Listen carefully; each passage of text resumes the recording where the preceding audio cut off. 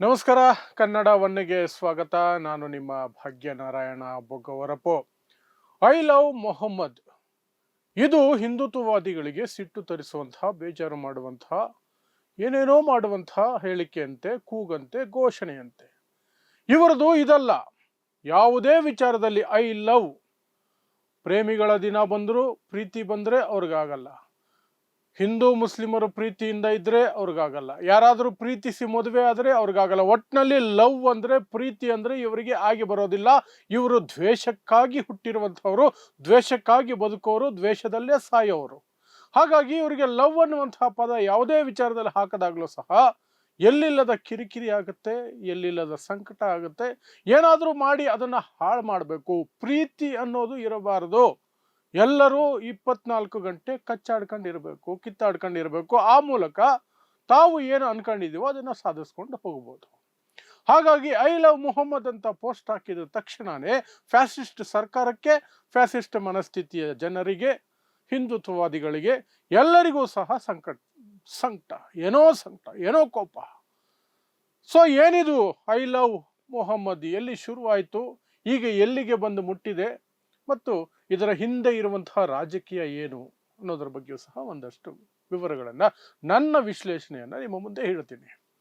ಇದೆಲ್ಲ ಆರಂಭ ಆಗಿದ್ದು ಸೆಪ್ಟೆಂಬರ್ 4ನೇ ತಾರೀಕು, ಪೈಗಂಬರ್ ಮೊಹಮ್ಮದ್ ಅವರ ಜನ್ಮದಿನ. ಆವತ್ತು ಒಂದು ಕಾರ್ಯಕ್ರಮ ಮಾಡ್ತಾ ಕಾನ್ಪುರದಲ್ಲಿ, ಉತ್ತರ ಪ್ರದೇಶದ ಕಾನ್ಪುರದಲ್ಲಿ ಒಂದಷ್ಟು ಯುವಕರು, ಮುಸ್ಲಿಂ ಯುವಕರು ಐ ಲವ್ ಮೊಹಮ್ಮದ್ ಅನ್ನುವಂತಹ ಬ್ಯಾನರ್ಗಳನ್ನು ಹಾಕಿದ್ರು. ಪೋಸ್ಟರ್ಗಳನ್ನು, ಭಿತ್ತಿಪತ್ರಗಳನ್ನು ಸಹ ಕೈಯಲ್ಲಿ ಹಿಡ್ಕೊಂಡು ಮೆರವಣಿಗೆ ಹೋಗಿದ್ರು. ಆ ಸಂದರ್ಭದಲ್ಲಿ ಅದನ್ನು ನೋಡಿ ಕಣ್ಣು ಕುಕ್ಕಿದಂತಹ ಒಂದಷ್ಟು ಹಿಂದುತ್ವವಾದಿಗಳು, ಫ್ಯಾಸಿಸ್ಟ್ ಮನಸ್ಥಿತಿಯವರು, ನಾನು ಹೇಳದ್ನಲ್ಲ, ಅವ್ರಿಗಲ್ಲಿ ಐ ಮೊಹಮ್ಮದ್ ಅನ್ನೋದಕ್ಕಿಂತ ಮಧ್ಯದಲ್ಲಿದೆಯಲ್ಲ ಲವ್, ಪ್ರೀತಿ, ಅದಾಗಲ್ಲ. ಯಾರೋ ಪ್ರೀತಿ ಬಗ್ಗೆ ಮಾತಾಡ್ತಿದ್ದಾರೆ ಇಲ್ಲಿ. ಪ್ರೀತಿಯಿಂದ ಯಾರು ಇರಬಾರ್ದು, ಯಾರನ್ನೋ ಪ್ರೀತಿಸಬಾರ್ದು. ಹೋದ್ರು, ಸೀದಾ ಪೊಲೀಸರ ಹತ್ರ ಹೋದ್ರು. ಉತ್ತರ ಪ್ರದೇಶದ ಪೊಲೀಸರು ಈ ನಡುವೆ ಏನಾಗಿದ್ದಾರೆ ಅನ್ನೋದು ನಿಮಗೆ ಸ್ಪಷ್ಟವಾಗಿ ಗೊತ್ತಿದೆ. ಅವರು ಹಿಂದುತ್ವವಾದಿಗಳ ಬಾಡಿಗಾರ್ಡ್ಗಳಾಗಿದ್ದಾರೆ. ಅವ್ರು ಕರೆದ ತಕ್ಷಣ ಓಡೋಗುವಂತಹ ಒಂದು ರೀತಿ ಡ್ರೈವರ್ಗಳು, ಕೆಲಸದವರು ಆ ರೀತಿಯಾಗಿದ್ದಾರೆ. ಹಿಂದುತ್ವವಾದಿಗಳು ಏನು ಹೇಳಿದ್ರು ಸಹ ಇವರು ಓಡಿ ಹೋಗಿ ಅವರು ಹೇಳಿದ ರೀತಿಯಲ್ಲಿ ಮಾಡಬೇಕು. ಯಾಕೆಂದ್ರೆ ಅಲ್ಲಿ ಯೋಗಿ ಆದಿತ್ಯನಾಥ್ ಸರ್ಕಾರ ಇದೆ, ಫ್ಯಾಸಿಸ್ಟ್ ಮನಸ್ಥಿತಿಯ ಬಿಜೆಪಿ ಸರ್ಕಾರ ಇದೆ. ಹಾಗಾಗಿ ಪೊಲೀಸರಿಗೆ ಆ ರೀತಿಯಾದಂತಹ ಒಂದು ಬದುಕು ಅಲ್ಲಿ. ಸೊ ಈ ಹಿಂದುತ್ವವಾದಿಗಳು ಆ ಬ್ಯಾನರ್ಗಳು ನೋಡಿದ ತಕ್ಷಣನೇ ಪೊಲೀಸರಿಗೆ ಫೋನ್ ಮಾಡಿ ಕರ್ಸ್ಕೊಂಡು ಒಂದು ದೂರು, ನೋಡಿ ಬ್ಯಾನರ್ಗಳು ಹೆಂಗ್ ಹಾಕಿದ್ದಾರೆ, ತೆಗೆಸಿ ಬ್ಯಾನರ್ಗಳನ್ನ, ನಾವು ಒಪ್ಪೋದಿಲ್ಲ, ಬ್ಯಾನರ್ಗಳಿದ್ರೆ ನಾವು ಸುಮ್ಮನೆ ಬಿಡಲ್ಲ ಅಂತ ಪೊಲೀಸರಿಗೆ ಬೆದರಿಕೆ ಹಾಕಿದ್ದಾರೆ. ಉತ್ತರ ಪ್ರದೇಶದ ಪೊಲೀಸರು ಹಿಂದುತ್ವವಾದಿಗಳು ಬೆದರಿಕೆ ಹಾಕಿದ ಮೇಲೆ ಅವ್ರ ಕೆಲಸ ಮಾಡದೇ ಇರೋಕ್ಕಾಗತ್ತಾ? ಸಾಧ್ಯನೇ ಇಲ್ಲ. ಆ ಬ್ಯಾನರ್ಗಳು ತೆಗೆಸೋದಕ್ಕೆ ಅವ್ರಿಗೊಂದು ಕಾರಣ ಬೇಕಾಗಿತ್ತು, ಒಂದು ಸಬೂಬು ಬೇಕಾಗಿತ್ತು. ಏನ್ ಮಾಡಿದ್ರು ಪೊಲೀಸ್ ಅವರು? ಈ ಬ್ಯಾನರ್ಗಳಿಂದ ಟ್ರಾಫಿಕ್ಗೆ ಅಡ್ಡಿ ಆಗ್ತಿದೆ. ಗಣೇಶನ 100 ಪೆಂಡಾಲ್ಗಳನ್ನ ಬೀದಿಯಲ್ಲಿ ಹಾಕಿದ್ರೆ ಯಾವತ್ತೂ ಟ್ರಾಫಿಕ್ಗೆ ಅಡ್ಡಿಯಾಗಿಲ್ಲ. ಮೋದಿಯ ಪೋಸ್ಟ್ಗಳನ್ನ ಬೀದಿಗೆ ಹಾಕದಾಗ್ಲೂ ಸಹ ಯಾರಿಗೂ ಯಾವತ್ತೂ ಟ್ರಾಫಿಕ್ಗೆ ಅಡ್ಡಿಯಾಗಿಲ್ಲ. ಭಜನೆ, ಮೆರವಣಿಗೆ, ಇನ್ನೆಂಥದೋ ರಥ ಅದು ಇದು ಅಂತ ಹೋದಾಗ ರೋಡಲ್ಲಿ ಯಾವತ್ತೂ ಟ್ರಾಫಿಕ್ಗೆ ಅಡ್ಡ ಆಗಿಲ್ಲ. ಇವರು ಪ್ರತಿ ವರ್ಷ ಹೋಗ್ತಾರಲ್ಲ ಕಾವಡಿಯ, ಆ ಸಂದರ್ಭದಲ್ಲಿ ರೋಡಲ್ಲಿ ಹೇಗೆ ಹೋದ್ರು, ಎಲ್ಲೆಲ್ಲಿ ಕಾವಡಿಯಗಳನ್ನು ಇಟ್ರು, ಹೇಗೆ ಇಟ್ರು, ರೋಡ್ ಆಕ್ರಮಿಸ್ಕೊಂಡ್ರು, ಗಲಾಟೆ ಮಾಡಿದ್ರು, ಹೊಡೆದಾಡಿದ್ರು, ಏನು ತೊಂದರೆ ಆಗಲ್ಲ.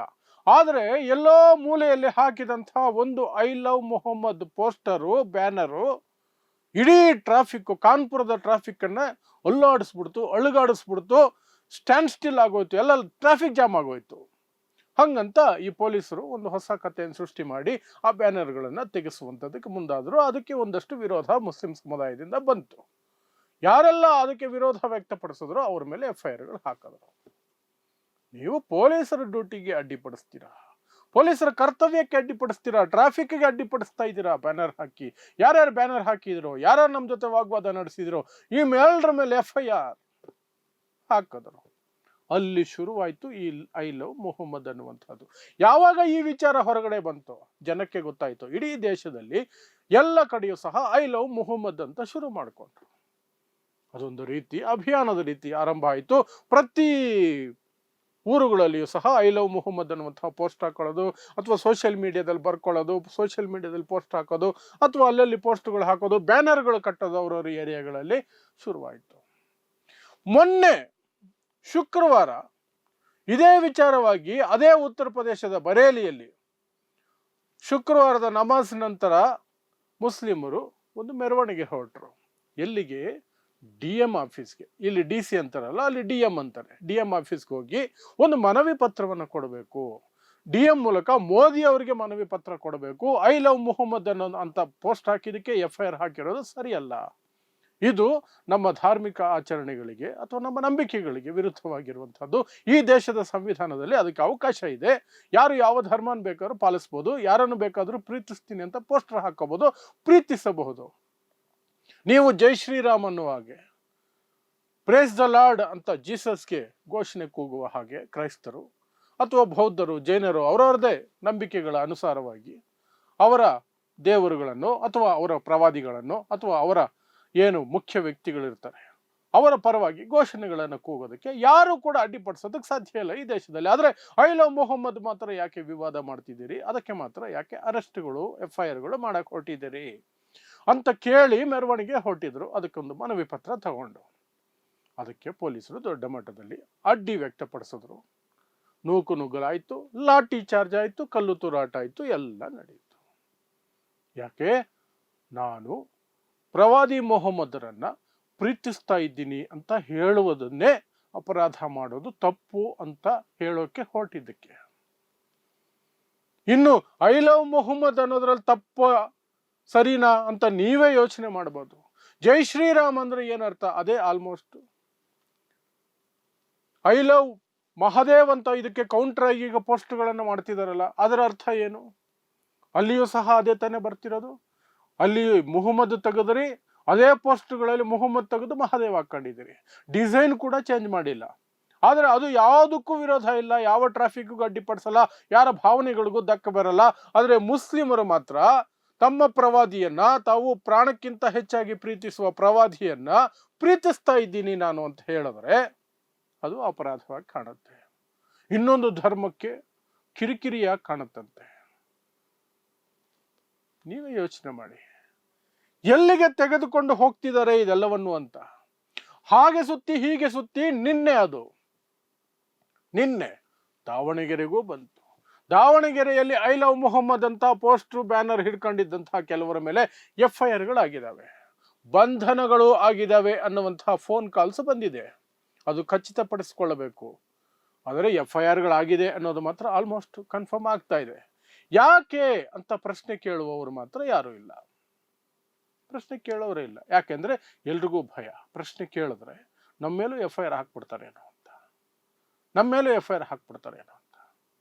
ಜಗತ್ತಿನಲ್ಲಿ ಅತ್ಯಂತ ವೇಗವಾಗಿ ಪ್ರಸರಿಸ್ತಾ ಇರುವಂತಹ, ಅತ್ಯಂತ ವೇಗವಾಗಿ ಬೆಳೀತಾ ಇರುವಂತಹ ಒಂದು ಧರ್ಮದ ಪ್ರವಾದಿಯನ್ನ ಪ್ರೀತಿಸ್ತೀನಿ ಅನ್ನೋದು ಅಪರಾಧ ಅನ್ನೋದಾದ್ರೆ ಆ ದೇಶದ ಸಂವಿಧಾನ ಜಾತ್ಯತೀತ ಆಗಿರೋದಕ್ಕೆ ಸಾಧ್ಯ ಇದೆಯಾ? ಜಾತ್ಯತೀತ ಸಂವಿಧಾನ ಇರುವಂತಹ ದೇಶದಲ್ಲಿ ಅಂಥ ಕ್ರಮ ಕೈಗೊಳ್ತಾರೆ ಅಂದ್ರೆ ಆ ಸರ್ಕಾರಗಳು ಈ ಸಂವಿಧಾನವನ್ನ ಧಿಕ್ಕರಿಸ್ತಿದ್ದಾವೆ ಅಂತಲೇ ಅರ್ಥ ಅಲ್ವಾ? ಸಂವಿಧಾನವನ್ನ ಧಿಕ್ಕರಿಸುವಂತಹ ಸರ್ಕಾರಗಳಿಗೆ ಏನಂತ ಹೇಳಬೇಕು?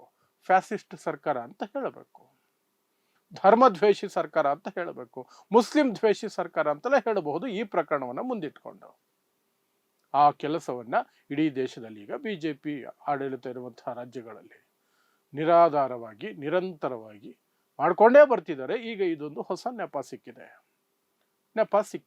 ಮತ್ತು ಇಂತಹದ್ರಲ್ಲಿ ಚಳಿ ಕಾಯಿಸ್ಕೊಳ್ಳೋದಕ್ಕೆ ಅಂತ BJP ಕಾಯ್ತಿರುತ್ತಲ್ಲ, BJP ದಿನ ಬೆಳಗಾದ್ರೆ ಪಂಪ್ ಹೊಡೆದು ಒಂದಷ್ಟು ದ್ವೇಷವಾದ ಬೆಂಕಿಗೆ ಸ್ವಲ್ಪ ತುಪ್ಪ ಹೆಚ್ಚಿಗೆ ಸುರಿದು ಅದು ಚಳಿ ಕಾಯಿಸ್ಕೊಳ್ಳುವ, ಓಟು ಪಡೆದುಕೊಳ್ಳುವಂತಹ, ಅಧಿಕಾರಕ್ಕೆ ಬರುವಂತಹ ತನ್ನ ಲಾಭಗಳನ್ನ ಅದು ಹುಡುಕೊಳ್ತಾ ಇದೆ. ಅದು ಇನ್ನೊಂದಷ್ಟು ಎತ್ತಿಕಟ್ತಾ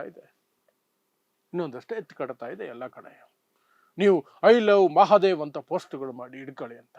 ಕೆಲವು ಮೂರ್ಖರು, ಅಲ್ರಿ ನಿಮಗೆ ಪ್ರೀತಿ ಇದ್ರೆ ಮಹಾದೇವನನ್ನ ಪ್ರೀತಿಸಿ, ರಾಮನನ್ನ ಪ್ರೀತಿಸಿ, ವಿಷ್ಣುವನ್ನ ಪ್ರೀತಿಸಿ, ಇನ್ಯಾರನ್ನ ಬೇಕಾದ್ರೂ ಪ್ರೀತಿಸಿ. ನಿಮಗೆ ಪ್ರೀತಿ ಇದ್ರೆ ಅದು ನಿಮ್ಮ ಪ್ರೀತಿ ನಿಮ್ಮ ಒಳಗಡೆಯಿಂದ ಸ್ವಯಂ ಪ್ರೇರಿತವಾಗಿ ಬರಬೇಕು.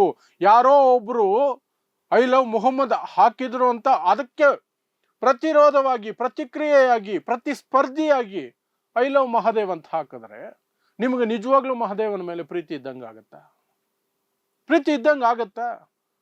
ಇನ್ನೊಬ್ಬರನ್ನ ನೋಡಿ ಅವರ ವಿರುದ್ಧ ಇದನ್ನು ತೋರಿಸೋದ? ಆ ಪ್ರೀತಿಯನ್ನು ಇನ್ನೊಬ್ಬರ ವಿರುದ್ಧ ದ್ವೇಷಕ್ಕೆ ಬಳಸ್ಕೊಳ್ತೀರಾ ನೀವು? ಇದಿಷ್ಟು ಈಗ ದೇಶದಲ್ಲಿ ನಡೀತಿರೋ ಹೊಸ ರೌಂಡು. ಪ್ರತಿ 1-2 ತಿಂಗಳಿಗೆ ಒಂದೊಂದು ಏನಾದರೂ ಹೊಸ ವಿಚಾರಗಳನ್ನು ತಗೊಂಡ್ಬಂದು ಈ ರೀತಿ ವಿಚಾರಗಳಲ್ಲೇ ಉಸಿರಾಡುವಂಥದ್ದು ಈ RSS BJP. ಅದಕ್ಕೆ ಬಾಲಗಳಾಗಿರುವಂಥದ್ದು ಈ ಹಿಂದುತ್ವ ಪಡೆಗಳು. ಅವುಗಳಿಗೆ ರೋಲ್ ಕಾಲ್ ಮಾಡಿಕೊಂಡು ಬೀಡಿ ಸಿಗರೇಟು ಪಾನ್ ಪರಾಗಗೆ ಕಾಸು ಬೇಕು, ಮೋದಿ ಉದ್ಯೋಗ ಕೊಟ್ಟಿಲ್ಲ, ನಿರುದ್ಯೋಗದಲ್ಲಿ ನರಳುತ್ತಾ ಇದ್ದಾರೆ, ಕಾಸು ಬೇಕು ಕಮಾಯಿಗೆ, ಈ ರೀತಿ ಮಾರ್ಗಗಳನ್ನು ಹಿಡ್ಕೊಳ್ತಾರೆ. ಧರ್ಮ, ಗೋವು, ನ್ಯಾಷನಲಿಸಮು, ಅದು ಇದು ಕಟ್ಟುಕತೆಗಳನ್ನು ಕಟ್ಕೊಂಡು ಏನೇನೋ ಕಥೆಗಳನ್ನು ಮಾಡ್ಕೊಂಡಿರ್ತಾರೆ. ಅದರ ಒಂದು ಭಾಗ ಇದು, ಅದರ ಒಂದು ಭಾಗ ಅಷ್ಟೇ. ಇದಿಷ್ಟು ಐ ಲವ್ ಮುಹಮ್ಮದ್ ಅನ್ನೋದ್ರ ಬಗ್ಗೆ ಈಗ ಎದ್ದಿರುವಂತಹ ಒಂದಷ್ಟು ತುಂಬ ಬೇಜಾರಾಗುವಂತಹ ಸನ್ನಿವೇಶ. ನೋಡೋಣ ಇನ್ನು ಹೊಸದಾಗಿ ಏನೆಲ್ಲ ಬೇರೆ ದೇಶಗಳೆಲ್ಲ ಏನೇನೋ ಆವಿಷ್ಕಾರಗಳು ಮಾಡ್ತಾರೆ. ಇಲ್ಲಿ ದಿನ ಬೆಳಗಾದ್ರೆ ಮುಸ್ಲಿಮರ ವಿರುದ್ಧ ಏನು ಮಾಡಬೇಕು ಅಂತ ಆವಿಷ್ಕಾರ ಮಾಡೋದೇ ಇಲ್ಲಿರುವ ಅಜ್ಞಾನಿಗಳ ದಿನ ಬೆಳಗಾದರೆ ಕೆಲಸ. ಅದರಲ್ಲಿ ಇನ್ನು ಏನೇನು ಕಂಡುಹಿಡೀಲಿ. ಏನೇ ಆಗಲಿ ಈ ದೇಶದ ಸಂವಿಧಾನ ಗಟ್ಟಿಮುಟ್ಟಾಗಿದೆ, ಎಲ್ಲವನ್ನು ಮೆಟ್ಟಿ ನಿಲ್ಲುತ್ತೆ ಅನ್ನೋ ಧೈರ್ಯ, ನಂಬಿಕೆ ಎರಡೂ ನಮಗಿದೆ ಅಷ್ಟೇ. ಸೊ ನೋಡ್ತಾ ಇರಿ ಸಮಾಜಕ್ಕಾಗಿ ಕನ್ನಡ 1 ನ್ಯೂಸ್. ನಮಸ್ಕಾರ.